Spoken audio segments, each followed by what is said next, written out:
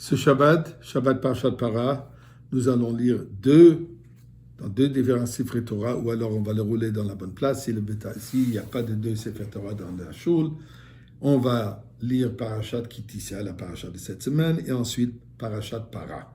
Para, la halakha, ce que la Torah nous enseigne par rapport à la vache rousse, l'importance de faire d'offrir une vache rousse qui sera utilisée pour la purification des personnes qui sont devenues impures. L'Haftara donc dans Yecheskel, chapitre 16, les versets 35 et plus loin, nous parle exactement de ce concept de la purification d'Am Israël. Et dans cette Haftara, dans cette prophétie d'Yecheskel, on nous parle de la raison d'exil, mais surtout de la promesse divine qui va nous sortir de cet exil. Et on trouve différents versets qui d'abord parlent de la raison pourquoi Dieu dit Dieu, je vais vous libérer de cet endroit. Je vais le faire, pas pour vous, mais je vais le faire pour ma gloire. Mais pour le bien du nom de mon saint nom, comme il dit. Et qu'est-ce que je vais faire? Je vais vous retirer des nations. Je vais vous rassembler de tous les pays. Et je vais vous amener dans votre pays. Et ensuite, je vais encore vous asperger d'eau pure l'eau pure de la vache rousse et pour que vous soyez entièrement purs. Rabbi Akiva nous dit, Ma mikveh Israël b'taretrem, tel que le mikveh nous purifie. Nous savons que l'immersion dans le mikveh purifie une personne qui était affectée par une certaine impureté, que ce soit par une impureté d'être en contact avec cadavre, quelque chose qui était en contact avec la mort, ou ainsi le cycle mensuel qu'une femme doit se rendre au mikveh.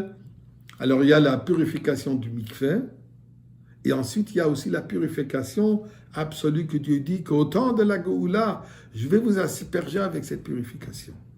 Donc il y a deux niveaux de purification. Il y a une purification qui se passe même maintenant, et ensuite il y a la purification absolue. Ces deux purifications, nous dit le Rabbi, nous enseignent un message important. Que la personne ne pense pas que s'il n'est pas capable d'atteindre cette purification absolue, ça ne vaut pas la peine de faire un effort même pour une petite purification. Veut dire, si chas v'shalom, personne a commis différents péchés, n'est pas prêt, n'est pas capable, peu importe la raison, ne se sent pas à la hauteur encore de se transformer entièrement, de se purifier entièrement. Mais il est prêt à faire quelques petites démarches, quelques petits pas, quelques petits changements dans sa vie. Nous dit la Torah, il y a deux mikveh. Il y a le petit mikveh, il y a le grand mikveh. Le petit mikveh aussi, il est très valable. Une petite purification, un petit pas en avant vers Akadosh Baruch Hu a une grande valeur. Et ceci amènera, comme il dit dans la Haftara, je vais vous enlever votre cœur, j'ôterai votre cœur de pierre, et je vous donnerai un corps de chair. Que Dieu dit, cette dureté, ce blocage que parfois nous avons dans le cœur, Akadosh Baruch Hu va l'éliminer entièrement. Pour l'instant, faisons des petites ouvertures, si on peut le dire. Que ce cœur de pierre ressente aussi les valeurs d'Akadosh Baruch Hu, les valeurs de Torah et Mitzvot, et on s'engage là-dessus. Et chaque vaisseau sanguin amélioré à son effet.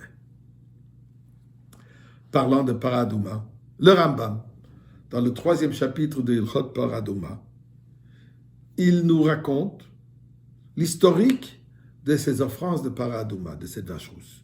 La première a été faite par Moshe Rabbeinu, la deuxième, Rambam nous dit, a été faite par Ezra, 7 autres ont été faites depuis Ezra jusqu'à la destruction du deuxième temple. Le dernier, le 10e, nous dit Rambam, sera fait par Moshiach lui-même. Et là, le Rambam conclut avec les paroles Mehera yigale amen keniratzon. Que Mashiach se dévoile immédiatement et Amen fait la prière. Le Rabbi pose la question, le Rambam n'est pas un livre de prière. Pourquoi est-ce que le Rambam nous conclut ici avec une prière? C'est quoi l'halakha? La Rambam, c'est un livre d'halakha, donc il doit y avoir une halakha dans le fait que Rambam nous dit Mehera yigale amen keniratzon. Eh bien, nous explique le Rabbi que le Rambam nous enseigne une halakha qu'à chaque opportunité que nous avons d'introduire une prière pour la Géoula, d'introduire ou de prononcer plutôt une prière pour la révélation de Mashiach, on est obligé de le faire. Et pour ça, le Rambam conclut avec Mehera Yigale Amen Keni Ratzon. Et nous faisons la même chose. Nous prions à Kadosh Baruch Hu, Mehera Yigale, que Mashiach, le Mashiach de notre génération, se dévoile complètement et que ce Shabbat, nous allons fêter avec Mashiach dans le Beth Amikdash. Shabbat Shalom.